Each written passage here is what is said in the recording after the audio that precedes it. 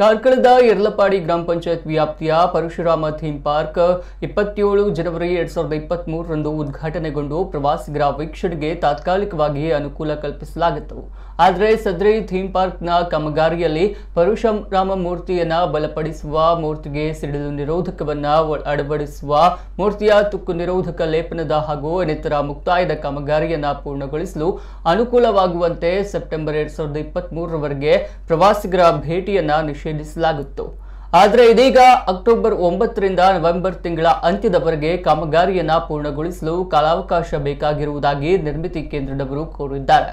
ಈ ಸಲುವಾಗಿ ಕಾಮಗಾರಿಯ ಪೂರ್ಣಗೊಳಿಸುವ ಉದ್ದೇಶದಿಂದ ಅಕ್ಟೋಬರ್ 9 ರಿಂದ ನವೆಂಬರ್ ತಿಂಗಳ ಅಂತ್ಯದವರೆಗೆ ಯಾವುದೇ ಸಾರ್ವಜನಿಕರ ಹಾಗೂ ಪ್ರವಾಸಿಗರ ಭೇಟಿಯನ್ನು ನಿಷೇಧಿಸಲಾಗಿದೆ.